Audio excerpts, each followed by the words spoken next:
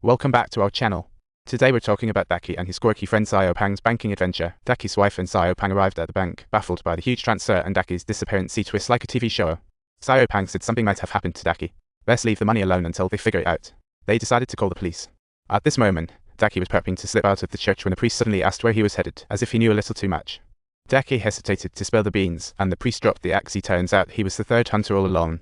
Daoqi tried to escape, but the door was locked by the priest, who was moving as slowly as a tortoise, threatening that he was once an ox. The priest said when scared, people run to familiar places. See, always accurate. He then picked up a hammer to give Daoqi a makeover. But for some reason, the hammer got stuck. Daoqi took the chance to fight back and lock the priest in, see, only for the priest to shout, "I'll find you when I get out." The priest claimed to have a unique tracking ability, while Daoqi faced a 100-pound hammer and his pain level shot through the roof. Amidst the priest yelling, Daoqi had to make a hasty exit, while the blonde guy lounged near his car, noticing the other hunters were having no luck. This prey was definitely tough. See, they had to work hard to pinpoint Daoqi's location within the next hour. Then, the blonde guy drove toward Daoqi's coordinates, while Daoqi was busy dealing with his leg situation. But Daoqi hatched a plan, donned his invisibility gear, and a bunch of young folks swapped out to blend into the... Once he pulled that off, the blonde guy lost interest, clearly underestimating Daoqi's stealth skills. Next, he yelled for Daoqi on the street, muttering, "This guy is quite clever." Soon, it was just a false alarm. See, the blonde guy furiously stood by the window, scanning. At that precise moment, the shopkeeper happened to catch Daoqi in the act of stealing the tracksuit, and immediately began chasing him. See, if Daoqi were to be caught once more, the blonde man would definitely intensify his pursuit. Seeing that he was being chased, Daoqi jumped into the car trunk while Cyrus was monitoring the moves from the base. Cyrus deduced that Daoqi had likely boarded a car, but unfortunately, he couldn't comprehend the reason behind its journey towards another city.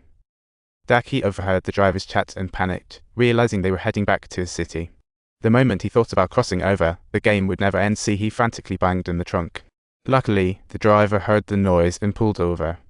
When the guy popped the trunk, Daoqi sprang out like a jack-in-the-box. To avoid them calling the cops, he threatened them to hand over their phones and toss them into the river. Continuing on his escape, after running for a while, Daoqi felt himself on the brink of passing out, as if he couldn't hang on much longer.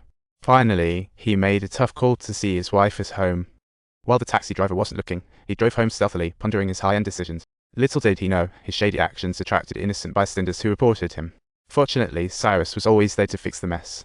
As soon as Daoqi got home, he was ready to see his wife when a motorcycle zoomed by, and Daoqi thought, "Oh no, are the hunters here?"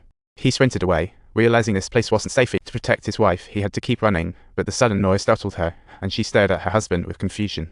After a chase, the hunter and the bike leapt into the car and tried to strangle Daoqi with the wire. In crisis, Daoqi slammed the gas, crashed, but remained unharmed thanks to his seatbelt. The hunter tumbled. It was the priest of all people. Seeing him made Daoqi's wife furious enough to almost knock him down. Turns out he had tracked them right back home. The priest began mocking Daoqi, saying he was too scared to act tough, even ridiculing Daoqi's wife. Talk about stepping on a landmine. Daoqi had no choice but to toughen up, which meant one less hunter on the board. After leaving, the glasses-wearing guy cleaned up, who knew Daoqi would fight back and take him down. Whoa. As long as it wasn't a gun, Daoqi was still playing by the rules. Now aboard a ship, Daoqi asked the crew where it was headed.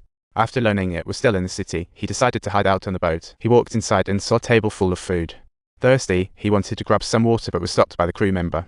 When he apologized, the crew member said, "Hunting is thirst-inducing," and then kicked Daoqi down. This seemed to be the fourth hunter, a skilled female assassin who took down Daoqi in no time. As she prepared to finish Daoqi off with an iron bar, he desperately held her back and pushed her into a nearby fire, taking off while she was distracted. Once down at the bottom of the boat, the pursuing woman asked him how he found the game, and he said, "Not a fan." But she said he better adapt quickly, since just beyond the bridge lay another city, where the game would never end.